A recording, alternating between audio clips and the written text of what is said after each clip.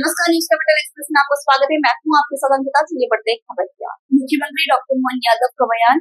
सदन में मुख्यमंत्री डॉक्टर मोहन यादव ने मीडिया से की बातचीत।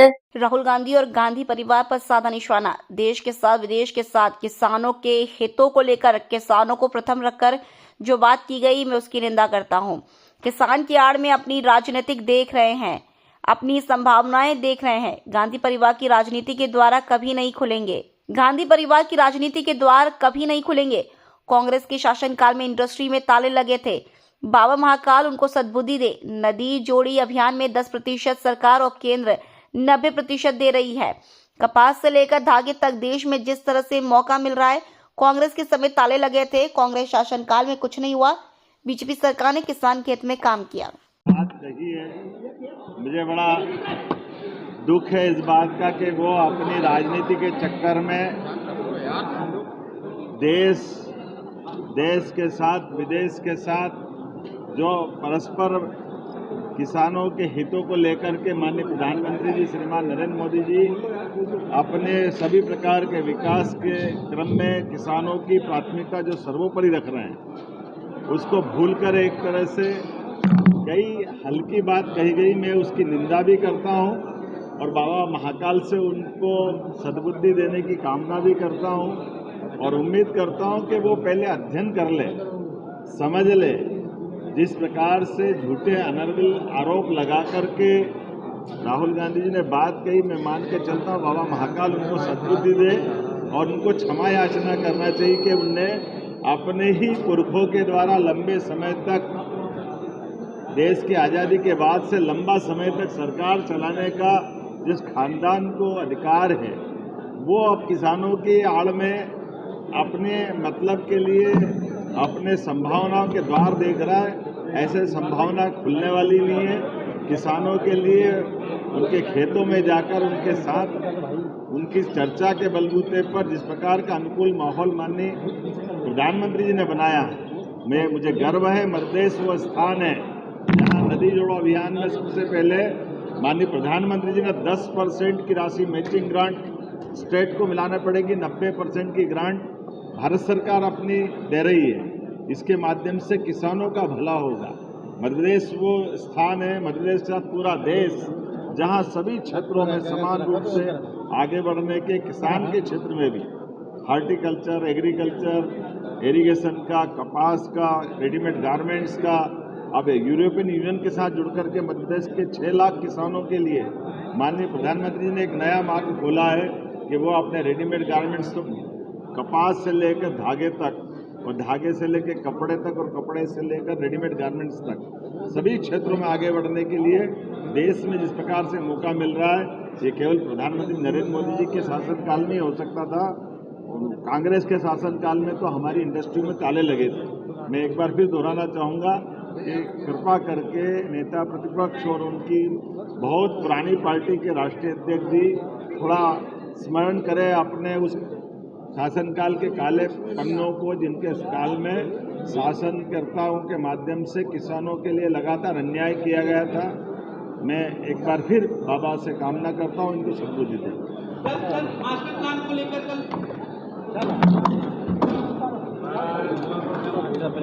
प्रदेश में बढ़ती धर्मांतरण के मामले को लेकर रामेश्वर शर्मा ने कहा कि अब तो लड़कियां भी धर्मांतरण करवा रही हैं। सरकार को इसको लेकर सख्त कार्रवाई करनी चाहिए। इसमें कोई भी हो बख्शा नहीं जाएगा, क्योंकि लगातार धर्मांतरण के मामले बढ़ रहे हैं, कम होने का नाम नहीं ले रहे।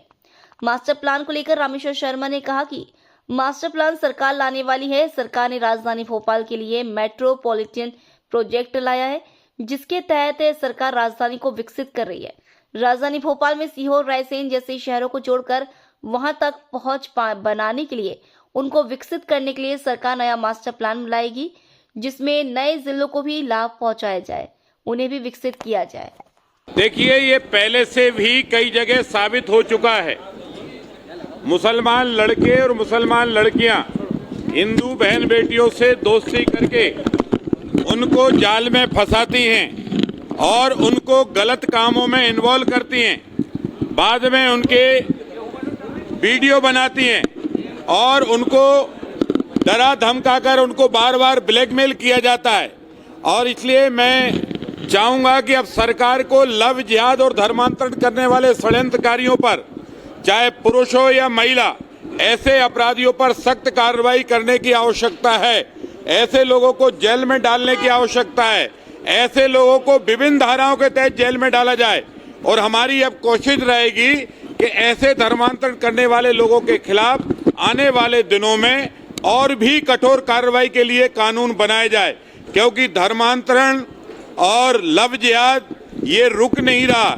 ये एन कैन प्रकरण विभिन्न प्रकार की गतिविधियों के कारण आज दिनांक तक संचालित होता आया है और हिंदू समाज में इसको लेकर बहुत आक्रोश है। इन अपराधियों को सख्त सजा दे और माननीय न्यायपालिका से भी प्रार्थना है कि ऐसे लोगों की जमानत देना बंद हो, बल्कि इनको लास्ट मोमेंट तक ले जाया जाए और हो सके तो इनको फांसी की सजा भी सुनाई जाए। कल माननीय मंत्री जी ने क्लियर जवाब दिया है। मास्टर प्लान हमारा तैयार है, लेकिन राजधानी के लिए एक सबसे बड़ी उपलब्धि ये है, राजधानी के लिए सबसे बड़ी उपलब्धि ये है कि हमारे माननीय मुख्यमंत्री जी ने राजधानी को महानगरी मेट्रोपॉलिटन सिटी बनाने की योजना विधानसभा में पारित करके रेडी कर दिया है।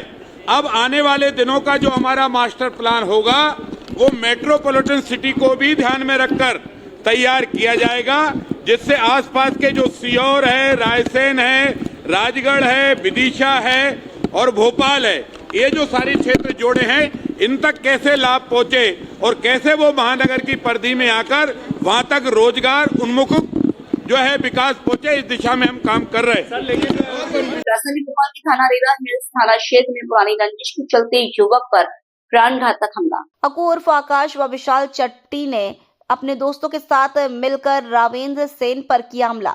रविंद्र सेन पर पुराने मामले में कंप्रोमाइज करने का बना रहे थे दबाव।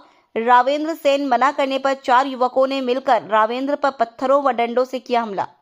रावेंद्र को उसके साथ ही गंभीर हालत में लेकर पहुंचे जिला अस्पताल, जहां रावेंद्र का इलाज जारी है। एडिशनल डीपी गौतम सोलंकी ने बताया कि घटना के संबंध में मामला दर्ज कर लिया गया है। आरोपी को राउंड अप कर लिया गया है।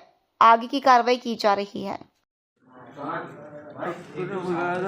इसके लिए और सारे लड़के दो लोग।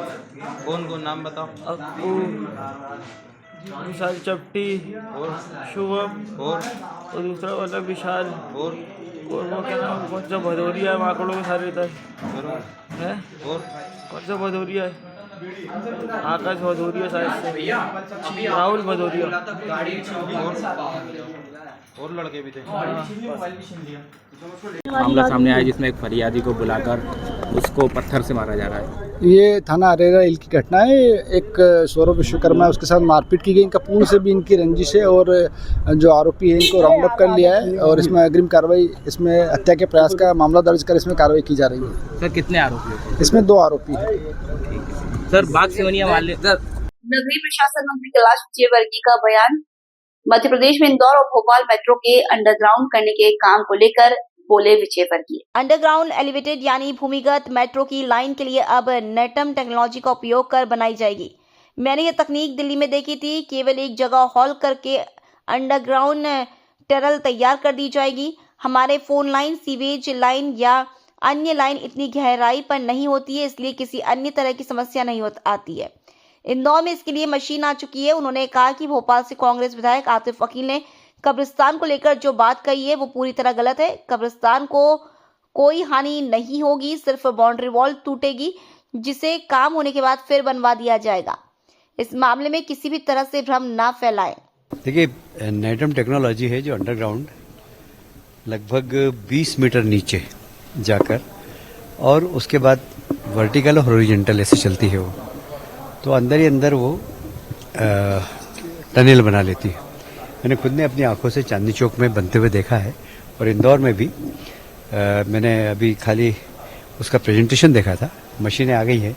इंदौर में भी अंडरग्राउंड बहुत बड़ा एरिया बन रहा है, तो वहाँ पर भी पुराने शहर में बन रहा है और इसलिए जितनी यूटिलिटी है वो भी प्रभावित नहीं होगी, क्योंकि हमारी ड्रेनेज, पानी की लाइन सब 2 मीटर 2.5 मीटर के नीचे नहीं रहती है और जितनी भी हमारी टेलीफोन लाइन है वगैरह है सब ये बिल्कुल सीधे जाएगी, इसलिए कोई भी यूटिलिटी भी खराब नहीं होगी आज भोपाल के हमारे माननीय विधायक जी ने कहा कि कब्रिस्तान लोगों की भावना, मैं उनको जवाबदारी के साथ कहना चाहता हूँ कि नेटम टेक्नोलॉजी एकदम लेटेस्ट टेक्नोलॉजी है, जो सिर्फ एक जगह खड़ा होल करती है और उसके बाद फिर सीधे अंदर ही अंदर जाकर कैनाल टनल बना देती है।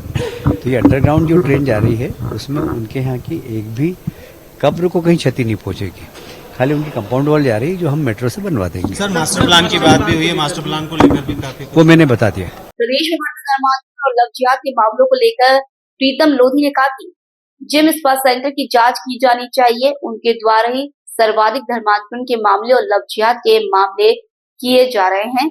इस बात को सदन में भी उठाऊंगा। और पुलिस ने गिरफ्तार किया है, ऐसे में कड़ी कार्रवाई होना चाहिए और एक चीज और करना चाहिए। आज मैं सोचा मैं विधानसभा में उठाऊंगा भी, जो जितने भी एक्सरसाइज वाले जो भी चल रहे हैं जिम वाले काम, इन पे भी नजर रखी जाए हमारी प्रशासन की।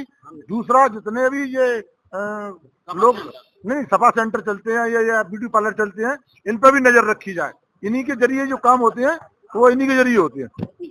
ऐसी महिलाओं पर भी कड़ी कार्रवाई की जाएगी। कड़ी कार्रवाई जैसे योगी जी करते हैं, हमारे मोहन जी को ऐसी करना चाहिए।